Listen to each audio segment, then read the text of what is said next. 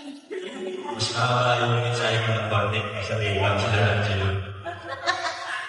Good morning. Magandang umaga sa Barangay Santa Lucia. Kapatuloy, salamat sa pag-welcome sa atin, ganun din sa ating mga magawa. At siyempre, lalo-lalo na sa mga taga-countryside. Huwag po kayong makalala, narinig po namin ni Congressman Juan at Vice Mayor Rodon ang inyong suliskot na po ay hindi na manatili countryside with a purpose. Yes! Naman, para hindi rin tayo magkalintuhan pag sinabing yung event sa Santa Lucia multi-purpose, isipin pa natin kung tayo ay sumunod sa Santa Lucia. Pero pag sinabing countryside, wala nang duda, ito na po yun. So, maraming salamat. Thank you. Engineer Arta, yung dalawa po natin. Kinamit na lang yung signages at lahat countryside po. Maraming salamat sa inyo. Salamat din sa ating mga kausihal. Dahil siguro niliyon. Hindi, makakalimutan ko lang din po siya. Si Councilor Ryan ay nandito rin po. At siyempre, pag nasa Santa Lucia tayo, kailangan po ni special mention dahil sa totoo, siya yung taong kabisado niya po ang inyong barangay. Mula sa maganda hanggang sa problema, siya po yung laging nag-briefer sa akin pagdating sa inyong barangay. Ultimo sa solisyon na ipagawa ang court na ito ay nagaling ni Councilor Maro Martinez. Totoo naman, kailangan din natin pangilin. At dahil inaantay pa po natin yung pare, abangan po ang aking mensahe. Maraming salamat po sa inyong lahat. Pero sa puntong ito, meron po akong di ko kwento sa inyo. Kwento po ako sa inyo. Yes. Pero naman sa Pasig, ang gobyernong pinatanggulo natin ay gobyerno na tapat at bukas. Hindi pwedeng tapat na. Kailangan bukas. Sa ES transparent. Ibig sabihin, alam niyo dapat kung ano nangyayari. Kung maganda nangyayari, siyempre parang kami i-report. Pero kahit hindi may problema, dapat alam mo ba rin kasi magkakasama mo tayo dito. At siguro, kaya natin nagkakaroon ng tiwala ang tao sa pamahalaan at sa ating global na pamahalaan. Dahil ganun mo yung kinakabulong natin dapat mag-gobyerno. Wala tayo pinagtatakpan. Bukas po tayo. Kaya ikakwento ko po sa inyo ang kwento ng basketball court na ito. Nagkaroon din tayo ng konting problema rito. Kaya siya nagkaroon ng delay ng konti. Para sa kaalaman ng lahat. Mula nung pinusan natin ang meeting sa kapal. Alam natin yun ang pinakamalaki. Sa naman natin yung mga news. News na ngayon. Malalaking maliit pinusan natin yung 2019 ng public meeting. So, kasi ibig sabihin, kahit sino na kwalipikado, basta kompleto yung requirements, papeles, pwedeng manalo. Yung mga malabas ng iba nun na ipit sila, gano'n, amino na malinaw, dito to.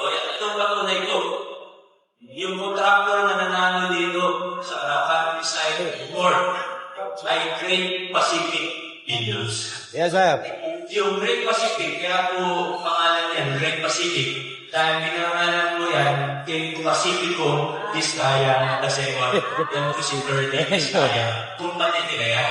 Isa po ito sa shop na kumpanya ng Vizcaya. At sa pulisya po natin, ayoko naman silang matalo, ang pulisya natin sa Luzon ay open bidding.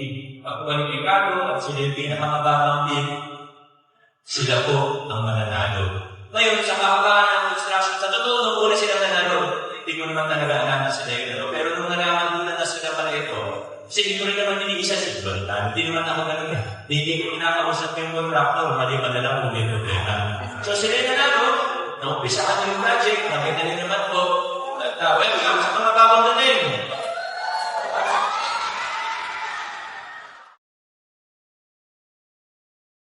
Sa tingin ba kanin?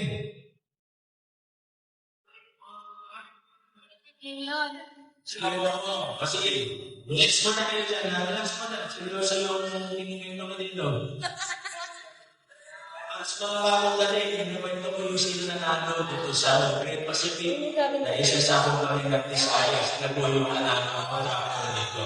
Ngayon po, ginagawa na po, may mga chismis na lumabas na illegally subcontracted para ito. Ibig sabihin, pinamit lang yung pangalan ng Net Pacific Leaders, pero hindi pala sila yung totoong gumagawa. Ngayon, under investigation pa po yan. Habang iniimbestigahan natin, lumabas po yung balita mula sa pick-up. Sabi ng pick-up, revoke ang lisensya ng shop na Diskaya Companies. Ibig sabihin, bawal na silang gumawa. Bawal na sila mag-construction at lahat ng kontrata nila sa gobyerno kailangan i-cancela. So, yun po ginawa natin. Siyempre, susunod tayo sa batas. Kinansela natin ngayon ang kontrata at tinignan natin more or less completed, 98% completed. Inaantay na ng barangay, inaantay nila po para magamit na substantially completed naman po.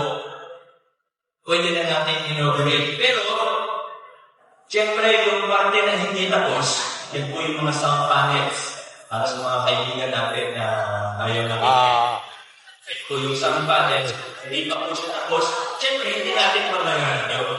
Kaya kailangan malaman po ninyo ang ating contract amount, magkano yung babayaran natin, at ano yung kulang pa na gagawin po ng inyong nawala-bahala. Transparent po tayo. Ang contract amount po na ito, minigit po ay nasa 38,184,083 pesos. Yan tayo yung tapos. Makakabilangan. Kaso nga po, dahil may parte na hindi tapos, hindi yung buong amount na babayaran natin. Ang babayaran lang po natin ay nasa mo lang 34 million. Hindi ka kung yun po palugin sa amount. Nasa 34 million, pati yung retention, hindi po natin ilalabas. Yun naman yung gagamitin natin ngayon na makakaya na ng engineering na bayakin. Konti na lang naman, natapusin po natin yung mga sound panels. Talinaw po ba yung kwento ko? Kasi, tingin ko sa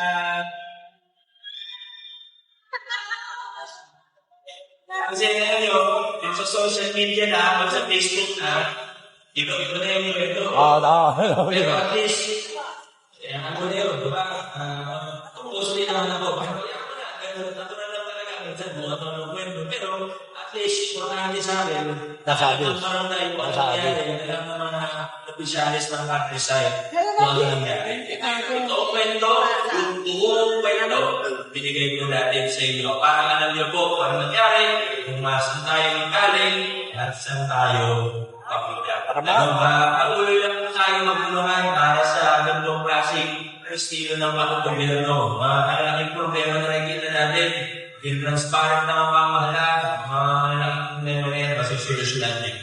Tayo mawala ng pag-asa, pag yung mga nakikita tayo ng mga nagbalika, mabigat ang mga problema na hinaharap natin ngayon, pero basta't nagigala ang mga kabataan, gising na yan, at patuloy tayo magtulungan para itaguyod ko sa pamahalaan na bukas, na tapat sa tao kaya.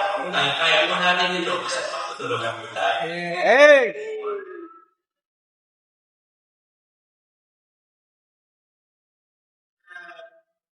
Sandali lang. Relax na kayo. Ipapagos. At ngayon, may bagong ginawa ng engineering department din natin. Magta-turnover din po ng isang construction manual na lahat ng detalye ng dirito. Alam niyo kasi, ang nagiging problema doon, ito naman nakita namin, mga unang project na natapos sa ilalim ng administrasyon to. Minsan, may tanong yung mga homeowners o yung barangay, sabi, may fan dapat dito, may elevator dito, may ganyan, may sigaw, kulang, ganyan. Kaya ang hirap yung naguhulaan tayo. Kaya ngayon, ang ginagawa ko naman ito, dito lahat ang detalye. Tingnan nyo lang po kung may kulang, kung may sobra, wala na pong tanong-tanong dito po lahat. Kasi, lower to natin.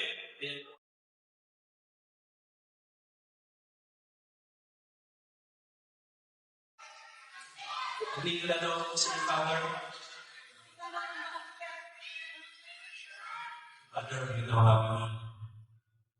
Dahil the-bless po namin maraming work. Muli po sa ating lahat. Maraming salamat. Congratulations. God bless you.